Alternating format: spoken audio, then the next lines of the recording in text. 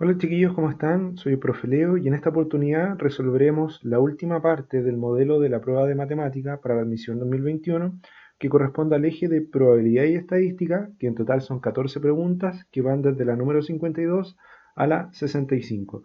Los invito a suscribirse a mi canal, ya están listas las resoluciones de los ejes anteriores y les cuento que siguen saliendo las preguntas de ejemplo del DEMRE, que también es importante que las puedan revisar para prepararse para esta prueba de transición. Así que vamos con la resolución. Pregunta 52. El gráfico circular de la figura adjunta muestra los resultados de una encuesta aplicada a 300 estudiantes sobre su nivel de acuerdo sobre la implementación de salas de computación en su colegio. Acá tenemos los resultados en el gráfico y nos preguntan cuál de las siguientes afirmaciones es verdadera. Para eso tenemos que ir una por una. La letra A dice, la frecuencia relativa de los que contestan muy de acuerdo es 3 de 10. En nuestro gráfico, las frecuencias son relativas las que están aquí.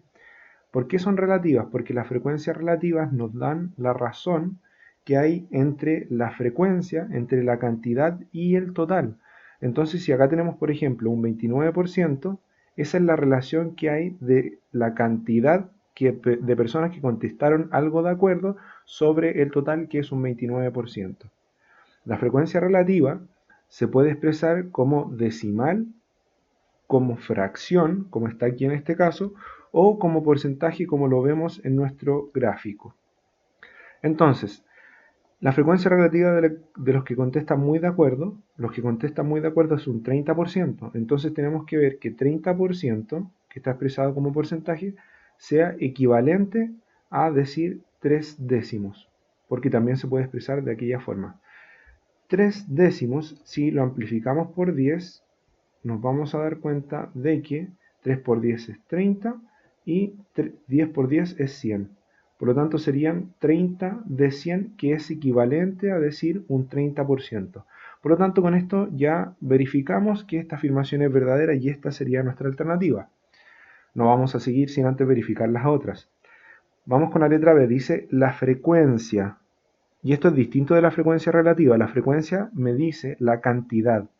¿Ya? No me dice una razón entre la cantidad y el total, sino que me dice solamente la cantidad que hay en alguno de los criterios que tenemos acá.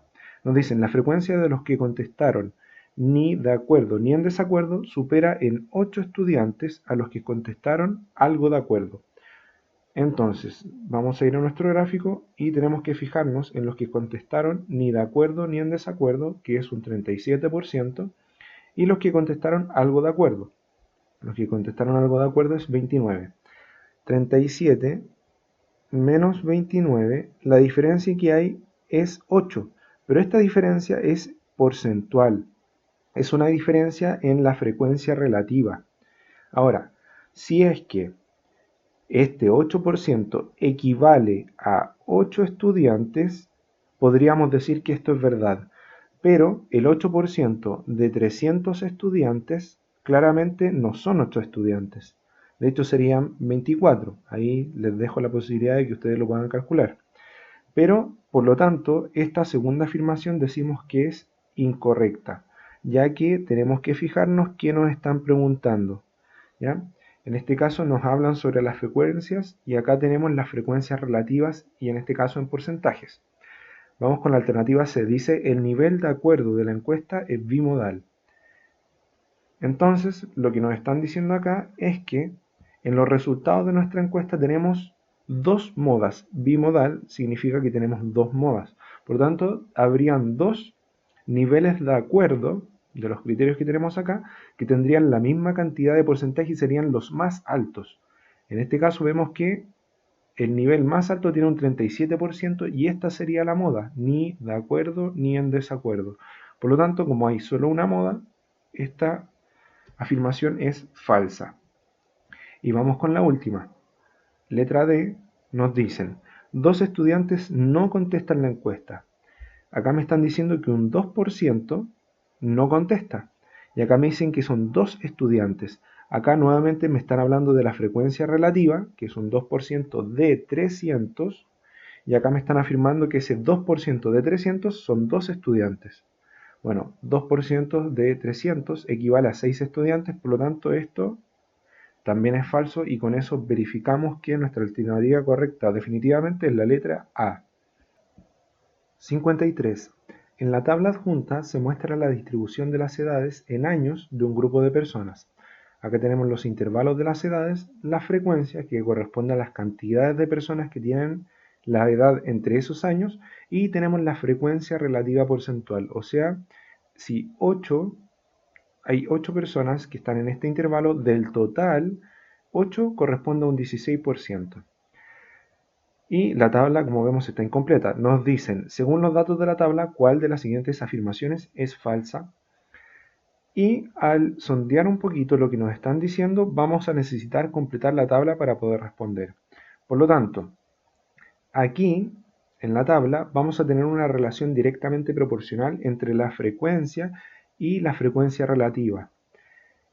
Nos damos cuenta que la frecuencia es 8, que corresponde a un total de 16%, y nos damos cuenta que corresponde justamente al doble, sería 2 veces. Por lo tanto, nosotros podríamos afirmar de inmediato que si la frecuencia es 14, la frecuencia relativa porcentual en este caso correspondería a 28. Ahora, les voy a mostrar cómo lo comprobamos para poder hacerlo en cualquier tipo de tabla. Hacemos una regla de 3 simple, donde tenemos 8 es a 14, como 16 es a x, que x es el dato de 28 que ya sabemos, pero vamos a confirmarlo para poder demostrarles que así se trabaja cualquier tipo de tabla de estas para poder completarla, siempre que tengamos la relación entre la frecuencia y la frecuencia relativa. Entonces, para despejar x, nosotros sabemos que multiplicamos cruzado y dividimos por el término que queda, y sería 14 por 16 dividido en 8. Podemos simplificar el 8 y el 16. Simplificamos por 8, este me queda en 1, 16 dividido en 8 es 2, y finalmente tenemos 14 por 2, que es igual a 28, dividido en 1 no es necesario escribirlo, y ahí confirmamos que la frecuencia relativa es 28. En este caso de acá la frecuencia relativa es 18, por lo tanto esta frecuencia debería ser la mitad, por lo tanto sería 9. En este caso la frecuencia es 3, por lo tanto como dijimos que era el doble, acá tiene que ser un 6%. ¿Cómo podemos obtener los datos que nos faltan en este intervalo? Tendríamos que sumar todas las frecuencias relativas que hay acá para poder obtener cuál es la cantidad de porcentaje que nos falta para llegar al 100%. Entonces sumamos 16 más 28 más 18 más 6. Entonces tenemos 6 más 8 es 14. 14 más 8 es 22. Y 22 más 6 es 28. Reservamos 2. Tenemos 2 más 1 es 3. Más 2 son 5. 6. Sería 68. Y el 100% menos 68 corresponde a un 32%. Por lo tanto, aquí tenemos que en nuestra tabla ese sería un 32%, y la frecuencia es la mitad de la frecuencia relativa, porque es la proporción que nosotros encontramos, que sería 16. Con nuestra tabla ya resuelta, nosotros podemos buscar cuál de estas afirmaciones es la que es falsa. Entonces vamos con la primera. Dice, la marca de clase del intervalo de mayor frecuencia es de 27 años. Entonces tenemos que ver cuál es el intervalo que tiene mayor frecuencia. El intervalo que tiene mayor frecuencia corresponde a este que tenemos aquí. Y acá tenemos que el intervalo es 24 a 30 años. ¿Cómo se saca la marca de clase? La marca de clase de un intervalo es el límite inferior más el límite superior dividido en 2. O sea, es el promedio entre el límite inferior, 24, más el límite superior, que es 30, y se divide en 2 aquella suma. Entonces vamos a sumar 24 más 30 dividido en 2. Y esto nos queda 54 dividido en 2, que corresponde a 27.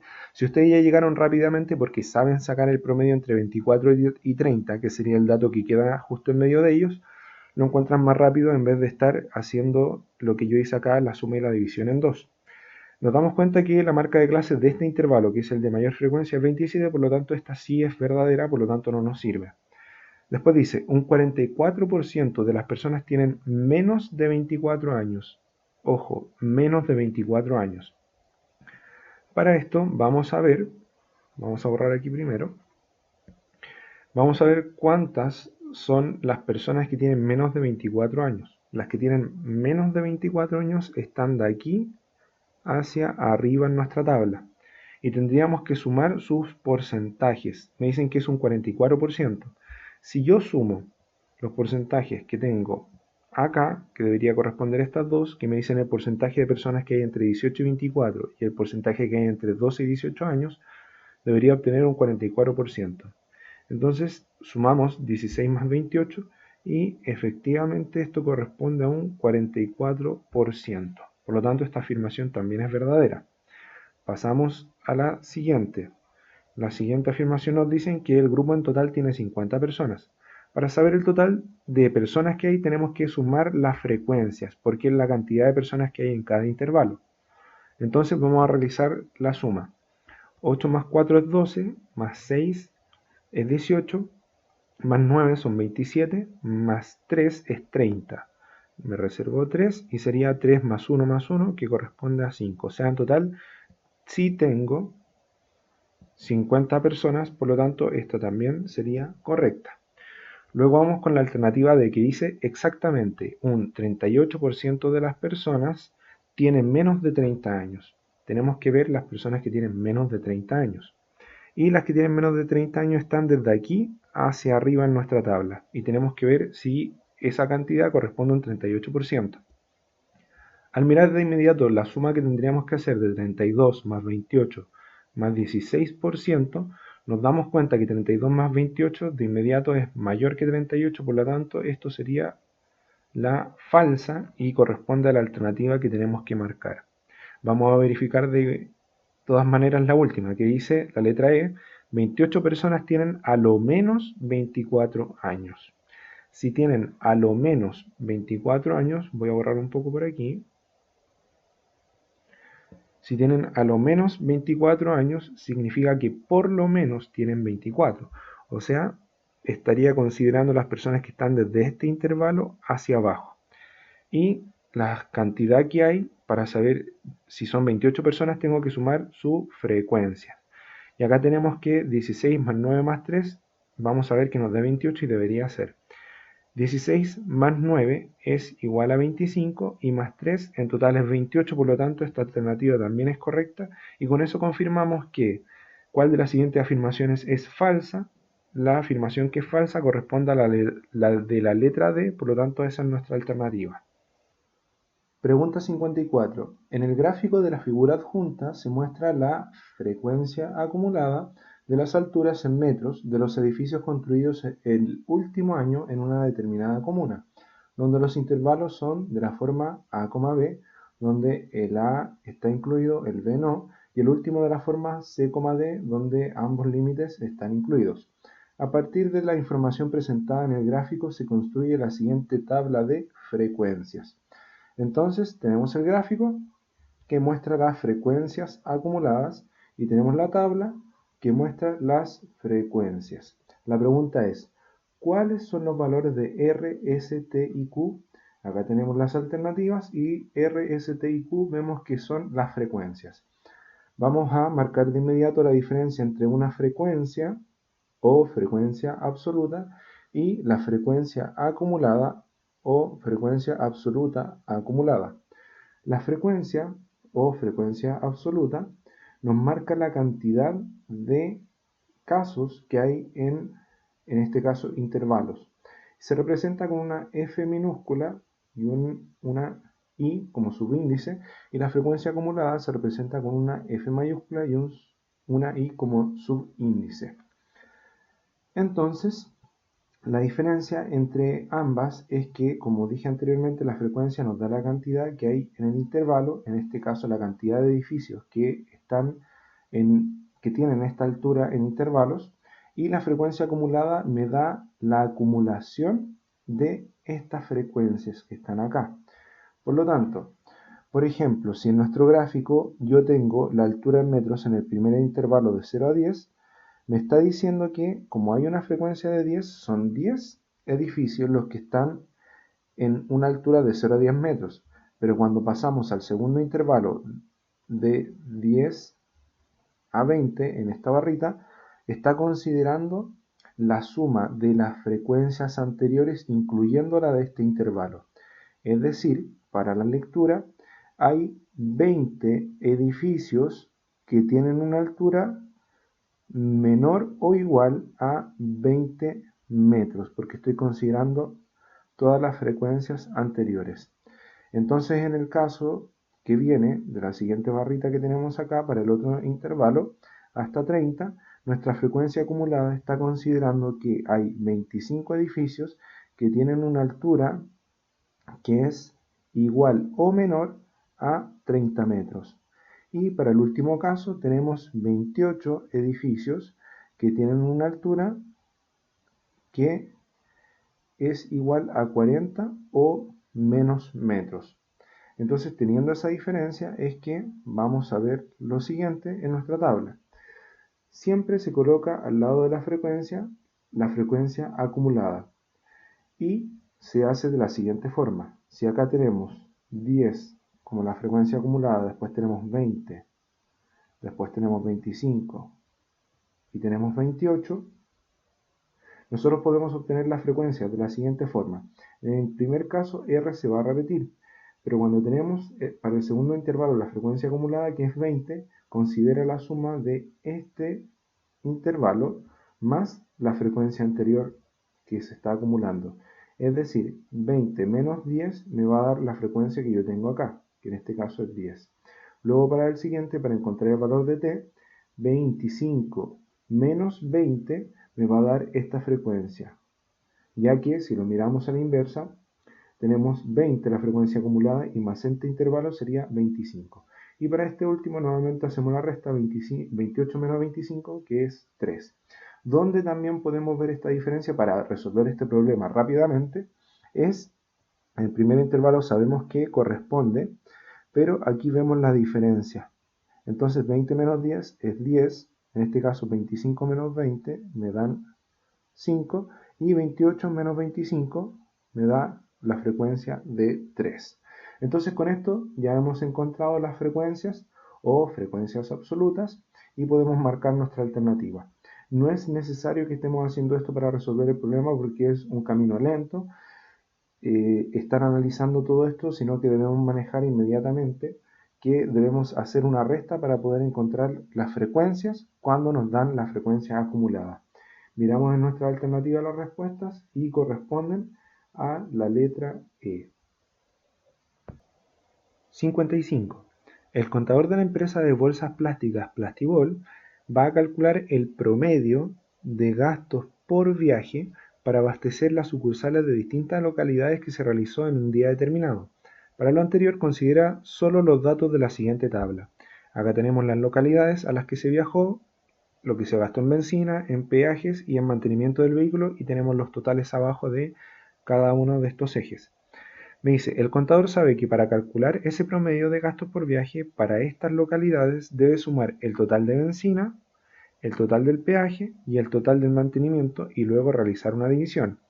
Si se consideran los datos de la tabla, ¿por cuánto debe dividir la suma obtenida? Y acá tenemos nuestras alternativas. Esta pregunta, la verdad, es bastante sencilla, pero no debemos perder lo que vamos a calcular, que es el promedio de gastos por viaje. Nosotros, si bien tenemos que sumar el total de lo que se gastó en benzina, el total de la benzina, el total del peaje y el total del mantenimiento, que serían 3 criterios que tenemos acá, si bien son 3 criterios los que sumamos, a nosotros nos interesa calcular el promedio de gastos por viaje. Y en este caso tenemos 1, 2, 3 y 4 viajes. Por lo tanto, aunque sumemos los totales que corresponden a 3 totales, el total de viajes es 4. Por lo tanto, nuestra división debería ser por los 4 viajes que tenemos ahí para sacar el promedio de gastos por viaje. Entonces nuestra alternativa correcta es la letra B. 56. En la tabla adjunta se muestran las notas por asignatura obtenidas por Rodrigo y Mariel. Acá tenemos las asignaturas, las notas de Rodrigo en cada asignatura y de Mariel en cada asignatura. Si P y Q representan los promedios de las notas de Rodrigo y Mariel, respectivamente R y S son las medianas de sus respectivas notas, ¿cuál de las siguientes relaciones es verdadera? Y acá tenemos la relación entre P y Q, que son los promedios, y la relación que hay entre R y S, que corresponden a las medianas. El promedio es bien sencillo de calcular, sabemos que tenemos que sumar todos los datos y dividirlo por la cantidad de datos que estamos sumando, y las medianas corresponden a el dato que queda al centro, pero una vez que ordenamos de menor a mayor todos los datos que tenemos disponibles. Entonces, primero vamos a calcular los promedios de Rodrigo y de Mariel para ver la relación que hay entre ellos. Entonces, para Rodrigo tendríamos que hacer la suma y después dividir en 5. Y para Mariel también hacer una suma y dividirla en 5. Entonces sumamos 2 más 8 es 10, reservamos 1. 5 más 1 es 6, más 4 es 10, acá tenemos 15, 21 y tendríamos 25, o sea 250.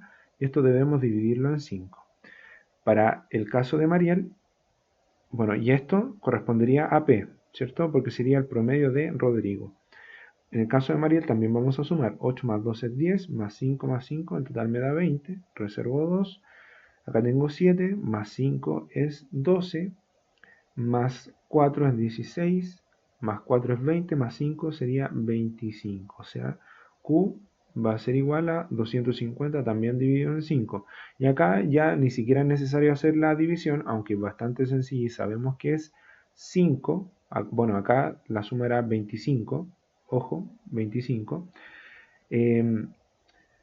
Si bien es bastante sencilla, no es necesario hacer la división, ya que esto y esto de acá nos quedaron igual, por lo tanto el promedio va a ser igual.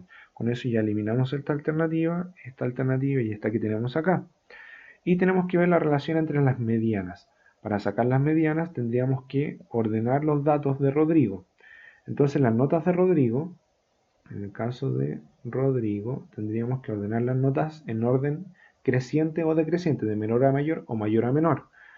Normalmente uno lo hace de menor a mayor para luego determinar cuál es el dato que queda al centro. En este caso la cantidad de datos son impar porque tenemos 1, 2, 3, 4, 5 datos. Por lo tanto, un dato nos va a quedar al centro y ese va a ser la mediana. Entonces vamos a ordenarlos. La nota más baja es un 4, entonces lo voy a escribir acá. Luego tengo un 4,8, 4,8 y luego tengo un 5, este 5 que está acá.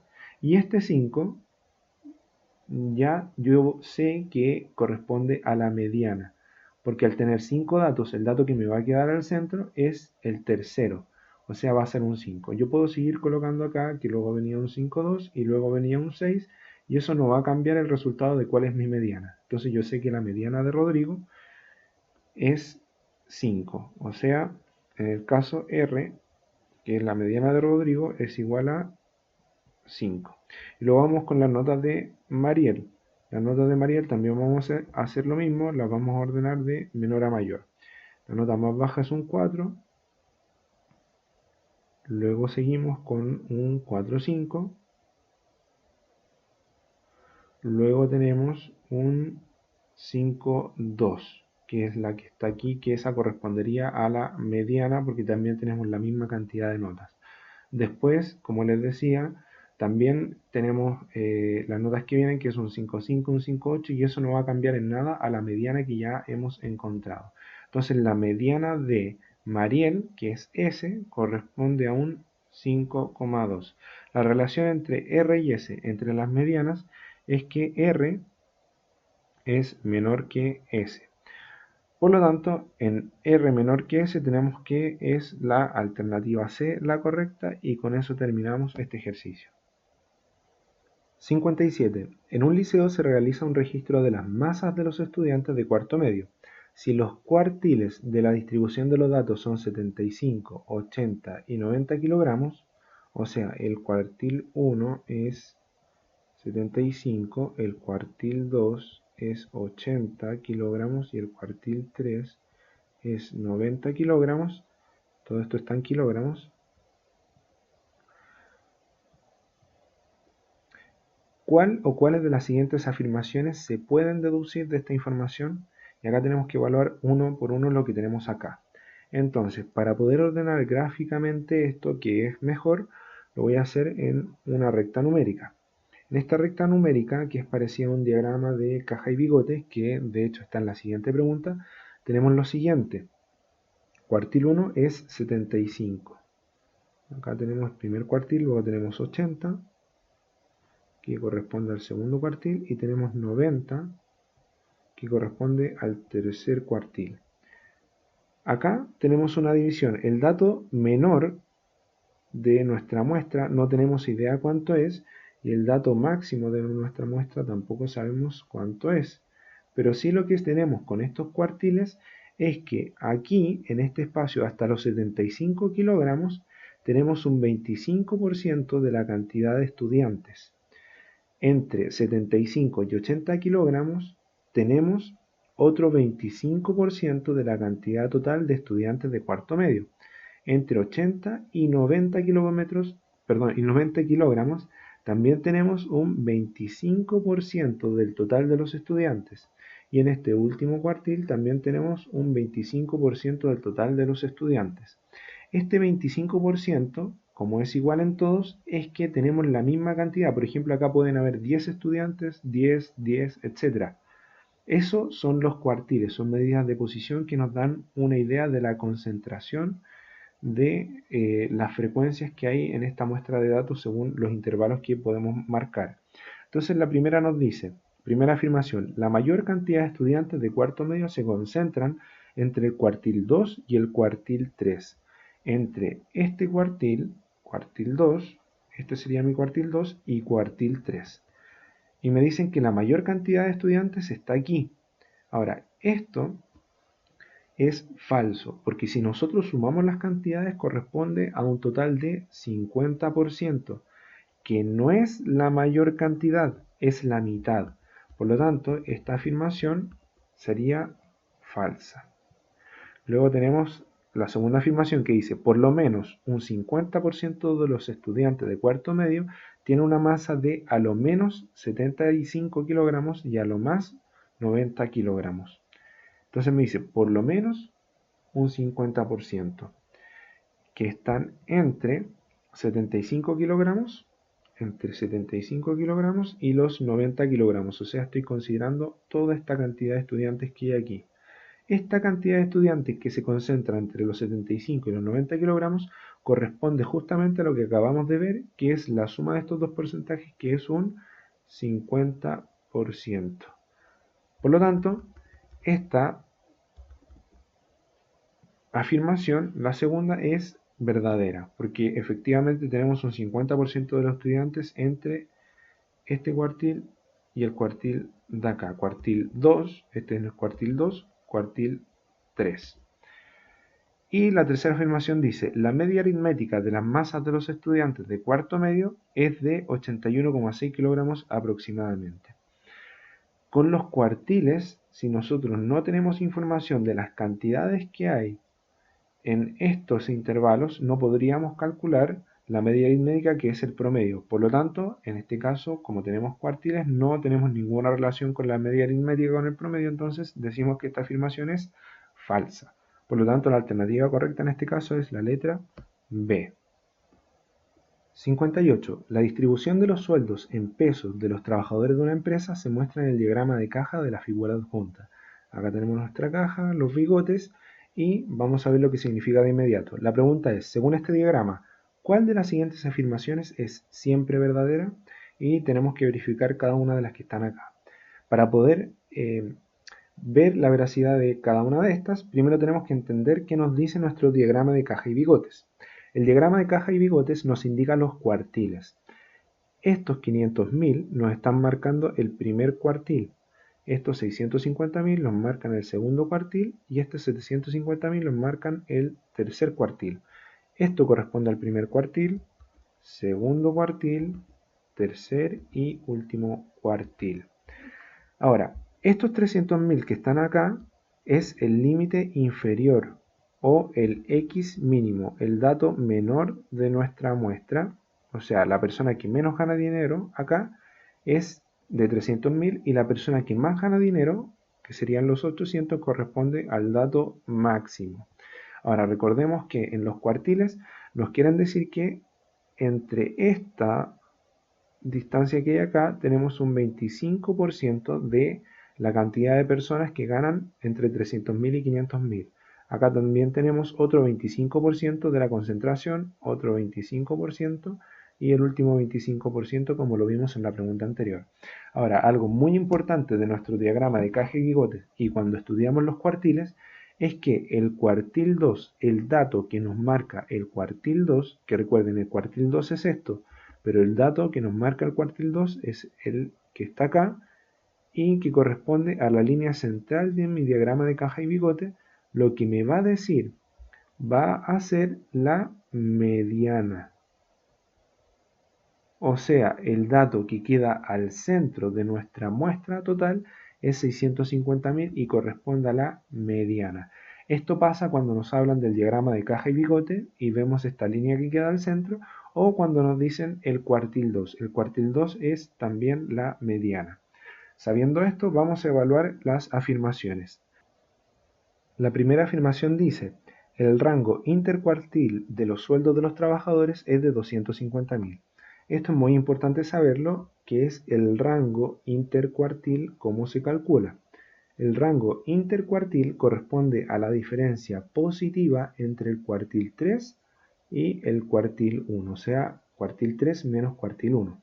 En este caso, el rango intercuartil, o también le llaman diferencia intercuartil, corresponde a 750.000, que es el cuartil 3, 750.000, menos el cuartil 1, que corresponde a 500.000.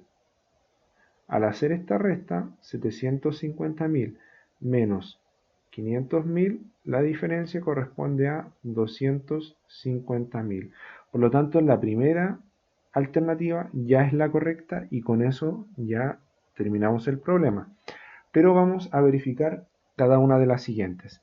Nos dicen, el promedio de los sueldos de los trabajadores es de 650.000.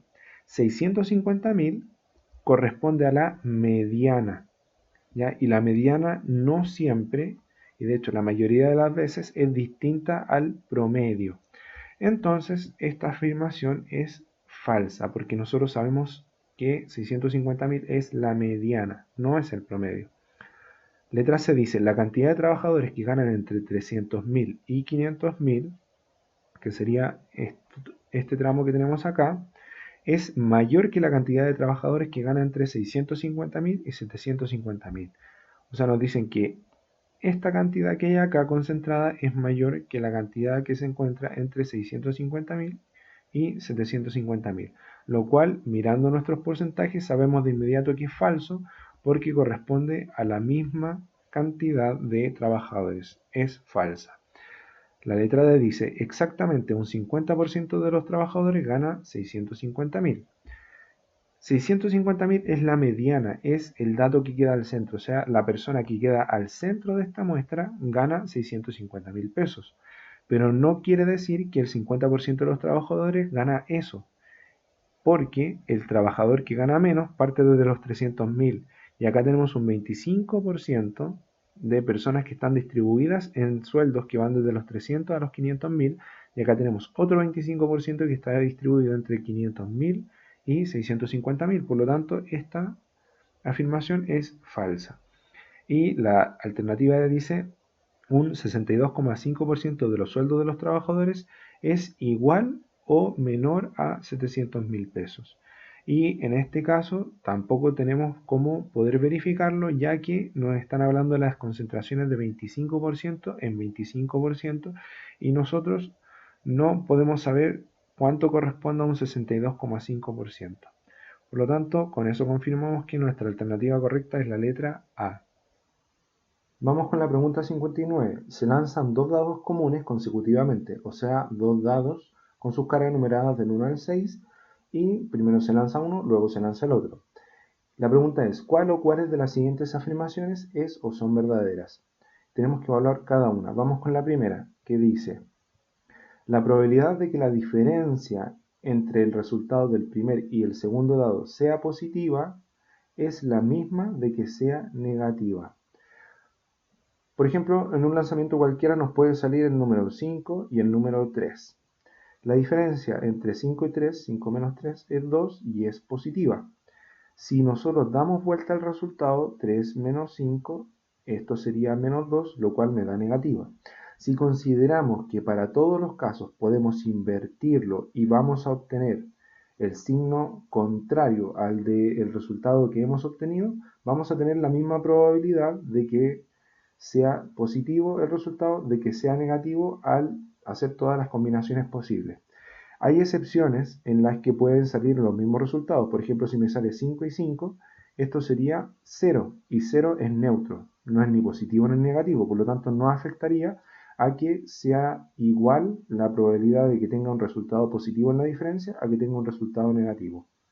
Vamos con la segunda, que dice: la probabilidad de que la división entre los resultados del primer y el segundo dado sea un número entero es mayor que 6 sobre 36. O sea, voy a tener de los 36 casos, de las 36 combinaciones posibles, voy a tener 6 casos favorables en los que, por lo menos 6 casos favorables en los que la división va a ser un número entero. Entonces, supongamos que saco el número 6, el número 5, el número 4, el número 3, el 2 y el 1. Solamente considerando que si saco en cada uno de estos como primer lanzamiento, en el segundo lanzamiento yo saco un 1 en cada uno de ellos, todas estas divisiones me van a dar entero. Por lo tanto, con esto ya tengo 6 casos en los cuales el resultado va a ser un número entero. Por lo tanto, esto va a ser verdadero también, porque puedo considerar los otros casos que, por ejemplo, si saco 6, me sirve el 3 o me sirve el 2 y también voy a tener resultados enteros. Entonces, hasta el momento, número 1 y número 2 es correcta. Y vamos con la tercer caso que tenemos que evaluar. Dice: la probabilidad de que la suma de los resultados de ambos dados sea mayor que 1 es 1. Que sea 1, esto significa que, como es 1, significa que es el 100%, ¿ya? Entonces, la probabilidad de que la suma de los resultados de ambos dados sea mayor que 1, si estamos sumando dos dados, el número más bajo que podemos sacar en la suma es 1 más 1, que es 2. Entonces, en todos los otros casos siempre voy a obtener que la suma es mayor que 1, por lo tanto, el 100% de los casos siempre va a ocurrir esto, y la tercera afirmación también es correcta. Y con esto tenemos ya nuestra alternativa para marcar, que sería la letra E. 60. Andrés es el director técnico del equipo de fútbol Los Astros, el cual realiza un estudio estadístico para su próximo encuentro con su rival, el equipo de los Cometas. El estudio de Andrés se centró en la probabilidad que tiene cada uno de los equipos en anotar una cierta cantidad de goles. Los resultados se los presenta a sus jugadores en uno de los entrenamientos en una pizarra como la de la figura adjunta. Entonces tenemos por este lado la cantidad de goles y por este lado tenemos el equipo. Y se lee, por ejemplo, el equipo de los Astros tiene una probabilidad de 0,30 o 0,3 de anotar 2 goles. Y el equipo de los Cometas, si leemos cualquiera, tiene, por ejemplo, una probabilidad de 0,43 de no anotar ningún gol, 0 goles. Según estos datos, y considerando que convertir goles por parte de ambos equipos es independiente, ¿cuál de las siguientes expresiones es igual a la probabilidad de que el partido entre estos dos equipos termine en empate? Acá nos aclaran de inmediato que la probabilidad de convertir goles por parte de ambos equipos es independiente, o sea, la cantidad de goles que meta el equipo de los Astros es independiente de la cantidad de goles que meta el equipo de los Cometas. Ahora, nos están preguntando cuáles de estas expresiones que tenemos acá me permite calcular la probabilidad cuando el partido queda en empate.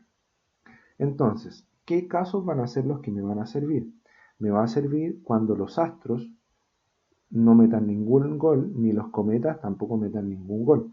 Entonces, ¿cuándo va a ocurrir esto? Como son eventos independientes, lo que tendría que ocurrir es que ocurra que los astros metan 0 goles, que la probabilidad es 0,19, y como es un evento independiente de la cantidad de goles de los cometas, tenemos que multiplicar por la probabilidad de que el equipo de los cometas no marque ningún gol, que sería 0,43.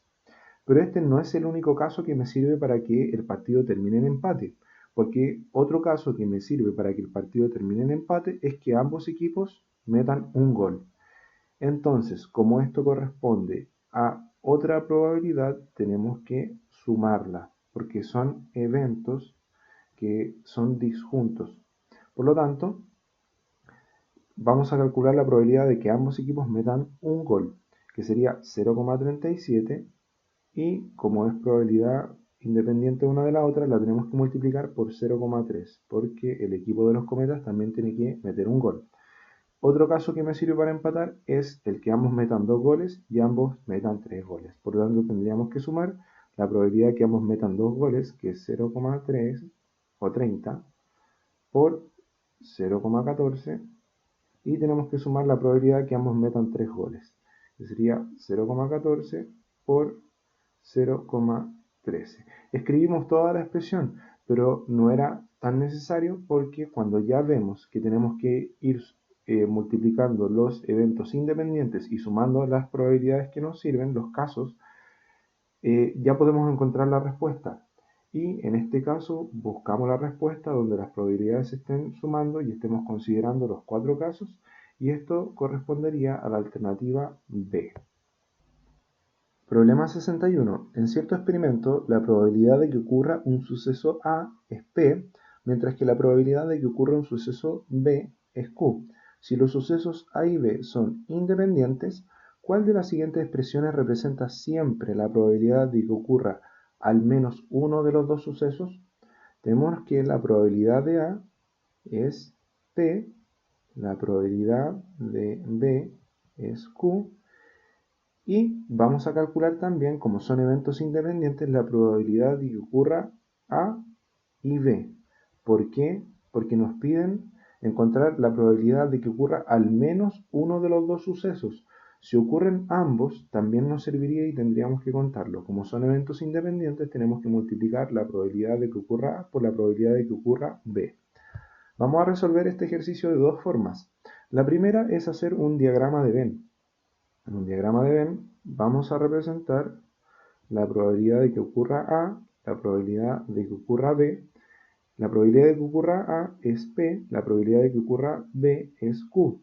En el centro, en la intersección, vamos a tener la probabilidad de que ocurra A y B, ambos al mismo tiempo. Entonces, si a nosotros nos preguntan que tiene que ocurrir al menos uno de los dos, a nosotros nos serviría que, por ejemplo, ocurra A, pero cuando ocurra A estamos considerando todo este conjunto. Y si nosotros queremos solamente que ocurra A, tendríamos que calcular P y restarle lo que está acá al centro, que es la intersección, que es cuando ocurren los dos. Y es ahí cuando utilizamos esta probabilidad que es P por Q. Entonces, si queremos la probabilidad de que ocurra solo A, sería P, y habría que restarle P por Q. Entonces tendríamos P menos P por Q.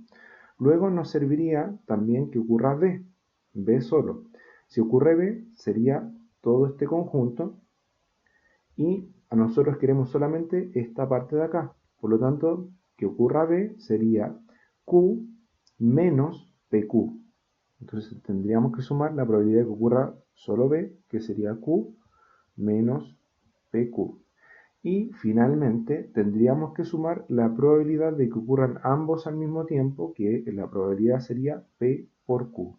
Sumamos P por Q y desarrollamos esta expresión, reducimos términos semejantes.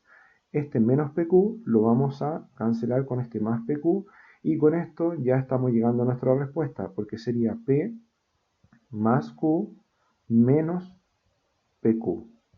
Con eso ya tenemos que la alternativa correcta es la letra E.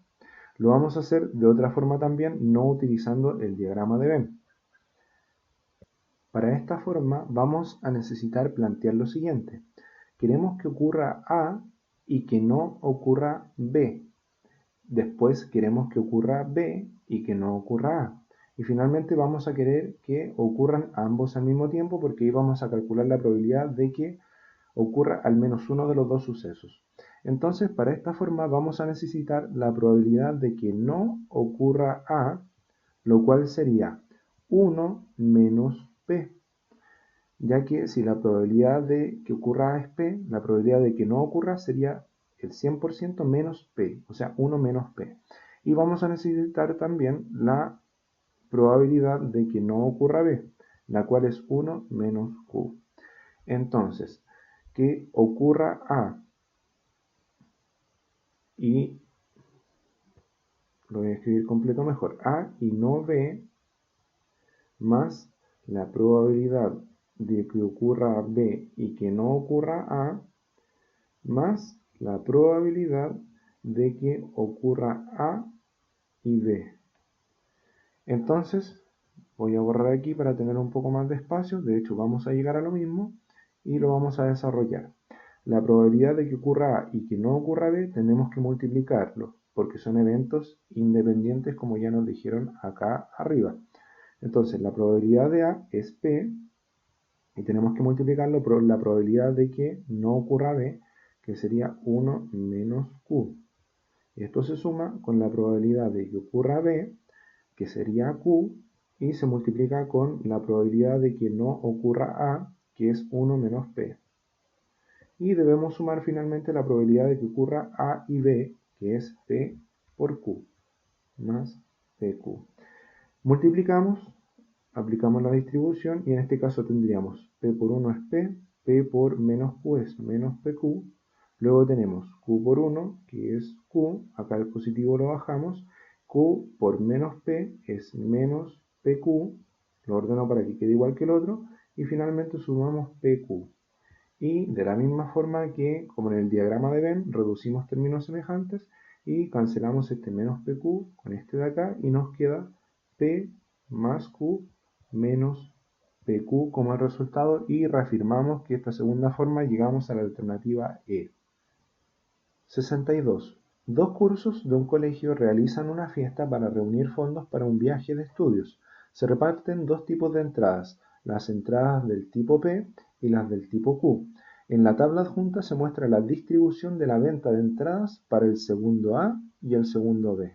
Entonces acá tenemos los tipos de entradas y tenemos los cursos segundo A y segundo B. Y por ejemplo, tenemos que el segundo A tiene 15 entradas P para vender y también, por ejemplo, podemos ver que el segundo B tiene 30 entradas del tipo Q.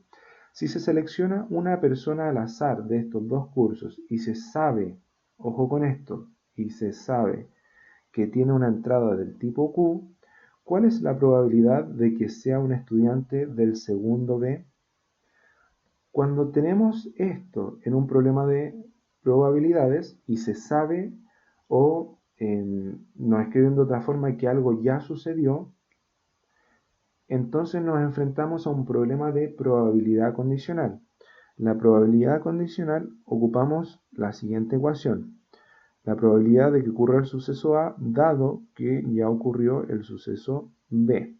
Y esto sería, se calcula como la probabilidad de que ocurra A y B sobre la probabilidad de que ocurra B. Y B lo entendemos como la condición. Y en este caso nuestra condición o la probabilidad que ya está ocurriendo es que se sabe que tiene una entrada del tipo Q. Entonces, para calcular esta probabilidad vamos a hacer lo siguiente. Vamos a calcular la probabilidad de que sea un estudiante del segundo B, dado que es una entrada del tipo Q. Y esto sería calcular la probabilidad de que sea del segundo B y que tenga la entrada del tipo Q sobre la probabilidad de que sea una entrada del tipo Q. Entonces, para esto necesitamos la probabilidad de que sea del segundo B y que tenga una entrada del tipo Q. Segundo B, estas son, y la entrada del tipo Q es acá. Entonces para esto vamos a considerar 30 y vamos a considerar este 30 del total de casos totales que hay.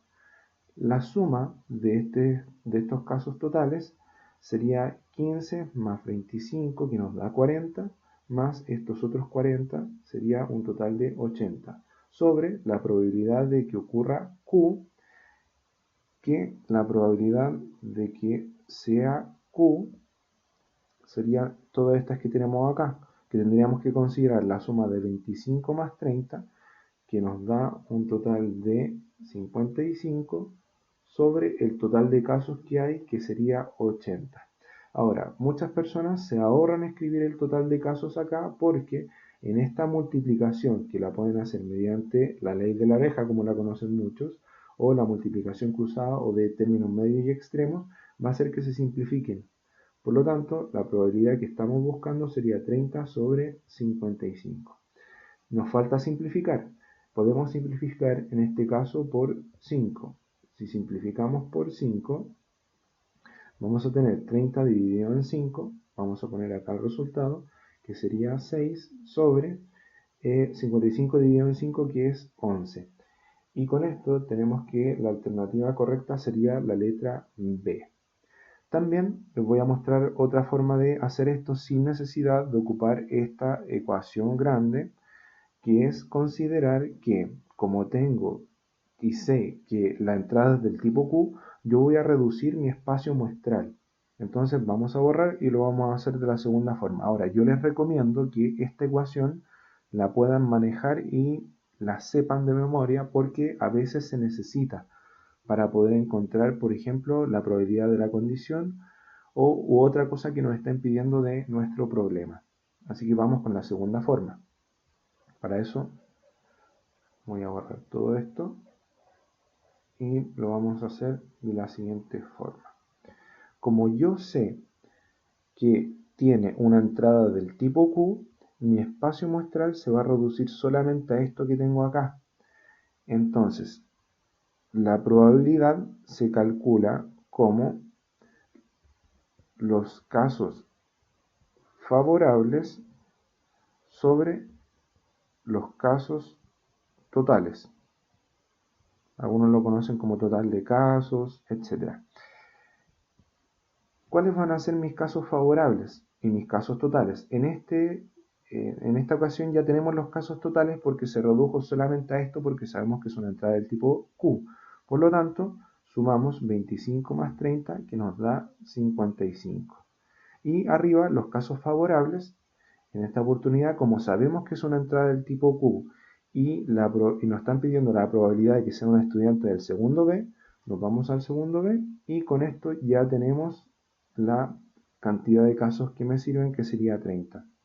Con esto ya llegamos a la misma expresión anterior, simplificamos por 5 nuevamente y llegamos a la misma alternativa correcta.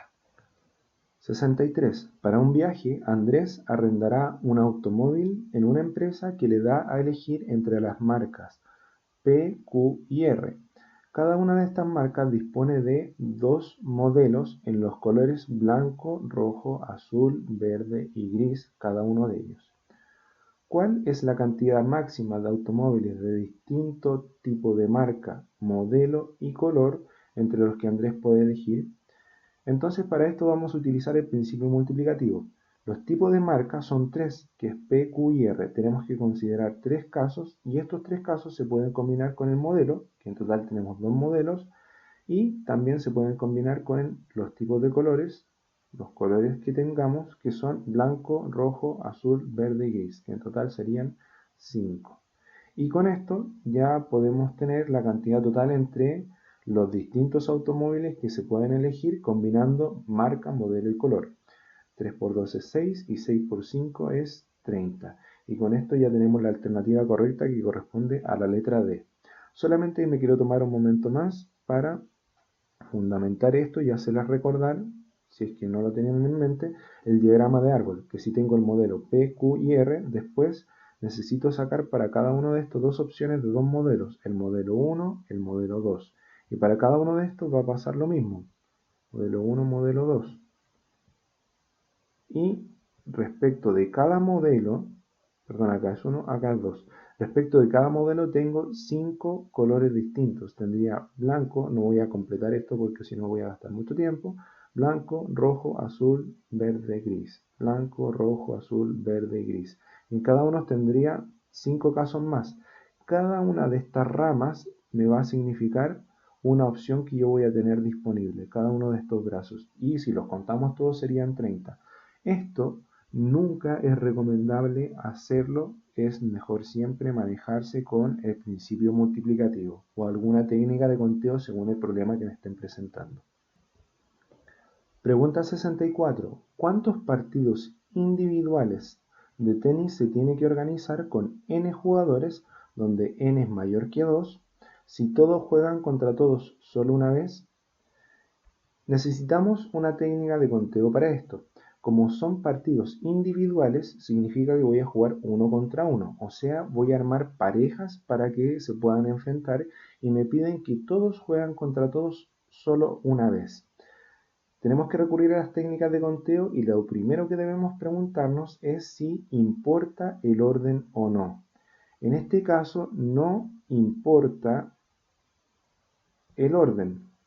¿A qué me refiero con que no importa el orden? Si yo tengo el jugador A y el jugador B que juegue A con B, es lo mismo que juegue el jugador B con el jugador A. Por lo tanto, el orden no es importante y con eso yo de inmediato me voy a la técnica que voy a utilizar, que es la combinación.